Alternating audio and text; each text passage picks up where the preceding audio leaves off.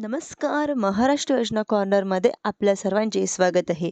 आजच्या व्हिडिओच्या माध्यमातून आपण बघणार आहोत की आपल्या सर्वांना माहिती आहे की ज्येष्ठ गायिका आशा भोसले यांच्या वयाच्या 22व्या वर्षी निधन झालं आहे. ही बातमी वाऱ्यासारखी पसरलेली आहे, कारण की प्रधानमंत्री, मुख्यमंत्री किंवा विरोधी पक्षनेते सगळ्यांनी त्यांना भावपूर्ण श्रद्धांजली वाहिली आहे. पण जेव्हा डॉक्टरांनी त्यांचं निधनाचं खरं कारण सांगितलं, तेव्हा संपूर्ण महाराष्ट्राचा खळबळला उडाली आहे. कारण की काल जेव्हा त्यांना हॉस्पिटलमध्ये ॲडमिट करण्यात आलं होतं, तेव्हा त्यांना विकाराचा झटका आलाय आणि त्यानंतर त्यांची नात म्हणजेच की जावई भोसले आणि यात म्हणजेच की जनाई भोसले यांचं स्वतः सांगत होत्या की आजी आता बरी होत आहे. अचानक त्यांना नेमकं असं काय झालं, की आता प्रत्येकाला हा पडलेला प्रश्न आहे. कारण की जेव्हा डॉक्टरांनी सांगितलं की संपूर्ण महाराष्ट्र हादरला, कारण की निधनाच्या अवधी काही तासापूर्वीच एक पोस्ट केली होती आणि त्यांची शेवटची पोस्ट होती. ती पोस्ट आता प्रचंड व्हायरल झालेली आहे की म्हणजेच की सोशल मीडियात त्यांनी एक भली मोठी पोस्ट लिहिली होती. त्यानंतर एक वक्तव्य व्यक्त केलं होतं की मी पडल्याड असेल. त्यानंतर शेवटच्या ओळीमध्ये आता त्यांनी अनेक प्रश्नचिन्ह निर्माण झालेली आहे. जेव्हा रुग्णालयात ॲडमिट करण्यात आलं होतं, त्यांची नात जनाई भोसले हिने त्यांच्या प्रकृतीवरती अपडेट दिली होती. परंतु आता बऱ्याच होतच आहे असं सांगितलं आहे. तो तर सुरुवातीला प्रकृती स्थिर आहे असं सांगितलं जात असताना सुद्धा अचानक निधनाची बातमी समोर आल्याने सगळ्यांना धक्का बसलेला आहे. हे खरं कारण आता लोक नैसर्गिक मृत्यू म्हणून सहजासहजी घेत असतील, पण तेवढ्यात त्यांची शेवटची पोस्ट समोर आली हे चर्चेला उधार आला आहे. प्रत्येकाला आता जाणून घ्यायचं आहे त्यांना मृत्यूचं खरं कारण नेमकं काय आहे. कारण की डॉक्टरांनी जो खुलासा केला आहे तो अत्यंत वेगळा आहे. कारण की त्यांचा जर इतिहास पाहिला होता आपण, तर इतिहास खूपच साधा नव्हता. मग खरं तर निधनाचं नेमकं कारण काय होतं, डॉक्टरांनी नेमकं काय सांगितलं, ती शेवटची पोस्ट नेमकं काय होती ज्यांच्यामध्ये त्यांनी मृत्यूची विषयी बोललेलं गेलंय. मग त्यांच्या मृत्यूची जाणीव आधीच आली होती का? शेवटच्या पोस्टमध्ये असं त्यांनी काय लिहिलेलं होतं, ज्यामुळे सगळ्यात जास्त प्रश्नचिन्ह यावरती निर्माण झालेले आहे.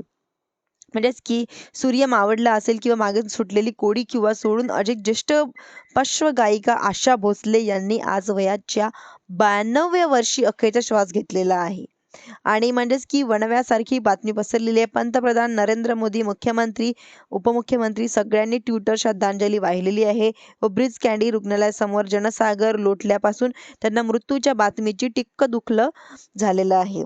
त्यावेळी जास्त खळबळ उडाली आहे व गोष्टीने उघडले आहे की काही तासापूर्वीच त्यांची नात जनाई भोसले आल्या होत्या व सांगत होत्या की आजूची प्रकृती स्थिर आहे आणि ती लवकरच घरी येणार. पण अचानक असं काय घडलं की डॉक्टरांना त्यांचा अहवाल द्यावा लागला. लोक याला नैसर्गिक मृत्यू मानत होते, पण तेवढ्यात आशाताईंनी एक पोस्ट केली, सोशल मीडियावरती केली होती की पोस्ट व्हायरल झाली.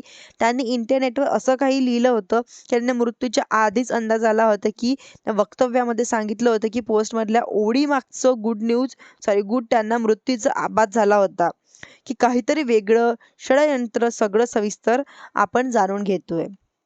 म्हणजेच की एक स्त्री म्हणून जर त्यांच्याकडे पाहिलं तर सक्सेसफुल गायिका वाटतात, पण त्यांच्या आयुष्याचा संघर्ष जर पाहिला तर अक्षरशः डोळ्यातून पाणी आल्याशिवाय राहणार नाही.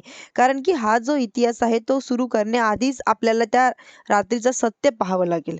त्यानंतर रुग्णालयात थेट आशाताईंना जन्म म्हणजेच की 8 सप्टेंबर 1933च्या वडील दीनानाथ मंगेशकर अवघ्या 9व्या वर्षीच वडिलांचे छत्र हरपलं होतं आणि गाण्याचा प्रवास सुरू झाला. पण त्यानंतर माहिती आहे की का आशाताईचं आयुष्य हे कोळं गाण्याचं नव्हतं, तर ते एखाद्या महायुद्धासारखं होतं. लहानपणापासूनच त्यांना मोठ्या बहिणीची म्हणजेच की लता दीदींची सावली तर लागली होती आणि ही सावली कधी-कधी त्यांच्यासाठी अडथळा ठरली. कारण की म्हणजेच की लहानपणीचा संघर्ष सुरू असतानाच वयाच्या 16व्या वर्षी त्यांच्यासोबत असं काही घडलं की त्यांनी सगळं मंगेशकर कुटुंब आदरलं होतं. वयाच्या 16व्या वर्षी जेव्हा मुलींना जगायची समज नसते, तेव्हा आशाताईंनी एक टोकाचं पाऊल उचललं. ते त्यांनी म्हणजेच की स्वतःपेक्षा 20 वर्षांनी मोठ्या असणाऱ्या गणपतराव भोसले यांच्याशी पळून जाऊन लग्न केलं. लता दीदी यांच्या लग्नाच्या विरोधात होत्या. वर्षानुवर्षे दोन्ही बहिणी आजबोला होत्या, म्हणजेच की न बोलत होत्या. म्हणजेच की बहिणीमध्ये अबोला होता आणि सासरी गेल्यावर आशाताईंना जे मिळालं ते ऐकून तुमचे डोळे पाणावतील. म्हणजेच की त्यांना आवाजातून जगाला वेड लावलं. त्या स्त्रीचा गरोदर असताना पतीकडून अमानुष वागणूक सहन करावी लागली. सासरच्या छळांना जेव्हा त्यांना अत्यंत दिसत होतं, त्यांना अक्षरशः टोकाचा निर्णय घेण्यात प्रयत्न केला. परंतु खरंच मागचं कारण काय होतं?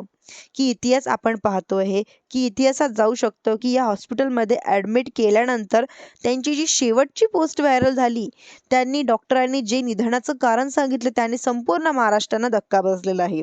दिला की तुम्ही ऐकता ना, परंतु बायोग्राफी नंतर तिसऱ्या मुलाच्या वेळी म्हणजेच की आनंदाच्या वेळी त्यांना घराबाहेर काढण्यात गेलं. इतक्या खचल्या होत्या की अक्षरशः त्यांना स्वतःच्या टोकाचा निर्णय घेण्याचा प्रयत्न केला होता. पण नियतीचं वेगळंच काहीतरी मान्य केलं होतं.